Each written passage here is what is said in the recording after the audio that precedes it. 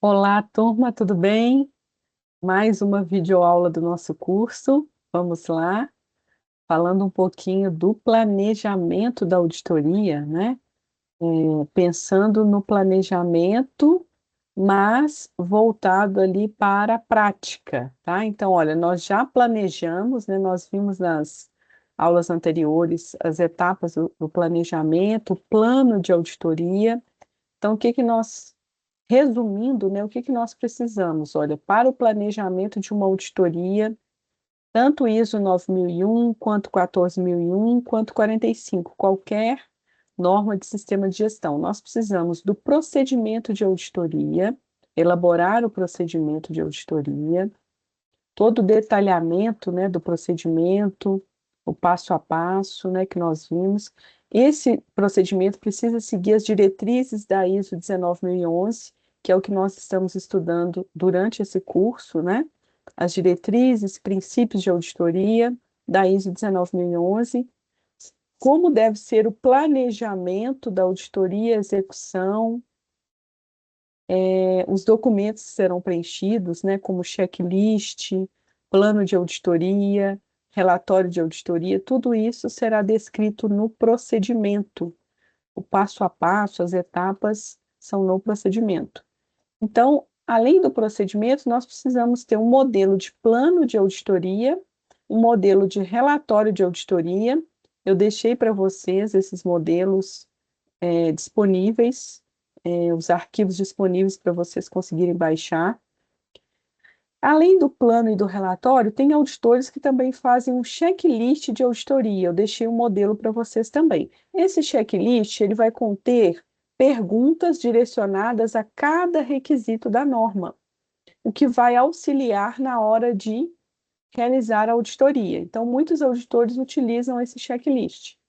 Além disso, um outro ponto importante que deve conter no planejamento e citar dentro do procedimento de auditoria é a qualificação dos auditores, né? A exigência quanto à qualificação, que é o curso de formação de auditor, que é esse curso, né, que vocês estão fazendo, o curso de formação de auditor interno, que é um curso de 16 horas. Então, isso é o mínimo que o auditor precisa ter, além da interpretação das normas, conhecer as normas que ele vai auditar. Se ele está fazendo uma auditoria apenas da ISO 9001, ele tem que conhecer profundamente os requisitos da ISO 9001. Se ele está fazendo uma auditoria da 9001, integrada a 14 e a 45, envolvendo o meio ambiente, né, que é a 14.001, e saúde e segurança, ele precisa conhecer as três normas, né? Se ele vai fazer, por exemplo, uma auditoria específica ali da construção civil, PBQPH, ele tem que conhecer todos os requisitos da acreditação PBQPH, e assim por diante. Então vamos lá. Quais são as etapas de uma auditoria? Pensando agora na execução. Nós temos que, independente de se a auditoria é presencial, remota ou híbrida, nós temos que fazer uma reunião de abertura.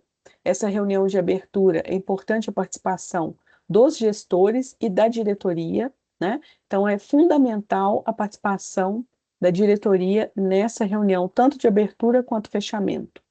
A execução da auditoria, de acordo com o plano, seguindo o plano de auditoria, ou seja, o auditor vai executar a auditoria cada dia, né? Então, se eu tenho um plano lá com 2 dias de auditoria, eu vou executar os 2 dias, fazendo reunião de abertura, auditando as áreas programadas, e no final, depois que eu auditei todas as áreas, eu vou fazer a reunião de fechamento, resumir como foi a auditoria, se a auditoria foi, o resultado foi positivo, como foram ali encontradas as conformidades, as boas práticas, se tiveram não conformidades, né, eu vou citar as não conformidades, oportunidades, melhorias também serão citadas. Então, a reunião de encerramento ela é muito importante para resumir como foi a auditoria. O auditor faz um resumo e depois ele encaminha o relatório da auditoria por e-mail. Ele vai acordar um prazo para encaminhar esse relatório, ele envia, e a partir do relatório, a empresa vai analisar detalhadamente o relatório, tratando as não conformidades, as oportunidades de melhoria, né, analisando ali, caso tenha não conformidades, analisando as etapas necessárias de acordo com o requisito 10.2, analisando inicialmente, né, primeiramente, fazendo uma ação imediata, depois a análise de causas, utilizando ferramentas da qualidade, como o diagrama de causa e efeito, né, o famoso diagrama de Chikawa, determinando ações corretivas. Depois que eu já conheço as causas da não conformidade, eu determino ações corretivas e determino responsáveis e prazos. E depois que eu implantei todas as ações, eu faço a análise de eficácia. Então, quem faz a análise de eficácia é a qualidade, né, que monitora a análise de eficácia da correção das não conformidades. Caso tenha oportunidade de melhoria, eu vou rodar ali o meu plano de melhorias para aplicar essas melhorias sugeridas pelo auditor. E isso finaliza o meu ciclo de auditoria. Então, quando o auditor está auditando, qual que é o fluxo de avaliação, né? Ele faz uma análise de registros, documentos, realiza entrevista, analisa documentos, faz observações, identifica evidências, né, através de documentos, de respostas de entrevistas, de análises, observações presenciais, né, que é a avaliação in loco. E isso ele faz com base nos critérios, com base nos requisitos da norma, dos procedimentos internos da empresa, caso tenha manual, com base no manual. E a partir disso ele gera constatação. Então ele vai gerar várias constatações ao longo da auditoria. Essas constatações podem ser de conformidades, de não conformidades e oportunidade de melhoria. Então, se a empresa atende 100% do requisito, é uma conformidade. A não conformidade, caso a empresa não atenda totalmente aquele requisito ou parcialmente. Então, os órgãos certificadores, eles classificam as não conformidades quanto maior, né, não conformidade maior, sistêmica, e não conformidade menor. A maior, eu não estou atendendo aquele requisito, ou é um problema grave, por exemplo, não atendimento de um requisito do cliente, o não atendimento de uma legislação, de uma exigência legal, isso é uma não conformidade maior.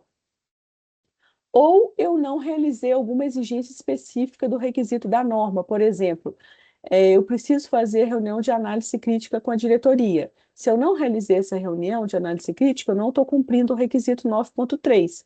Isso também é uma não conformidade maior. Se o auditor também auditou ali várias pessoas da empresa, né, sobre a política, por exemplo, ele perguntou ali para 20 pessoas. Se dessas 20, 10 não souberam explicar a política, 50% não souberam explicar, isso é uma não conformidade maior. Significa que um percentual significativo da amostra auditada não conhece a política de gestão, seja gestão da qualidade, gestão ambiental ou gestão de saúde e segurança. E uma constatação também pode ser gerada a partir de uma oportunidade de melhoria. A oportunidade de melhoria significa que a empresa está correta, está conforme, porém o auditor está sugerindo uma melhoria com base na sua experiência. A partir desse conjunto de constatações, né, durante todos os dias de auditoria, o auditor vai avaliar todas as constatações, relatar no seu relatório, né, descrever no seu relatório, fazer uma descrição completa. O relatório é um documento trabalhoso, né, onde o auditor tem que descrever todas as conformidades, não conformidades, caso existam, e oportunidade de melhoria. Então, é bem trabalhoso porque ele tem que descrever ali o que ele observou, qual requisito está conforme e as evidências, detalhadamente no relatório. Depois, ele encaminha por e-mail para a empresa.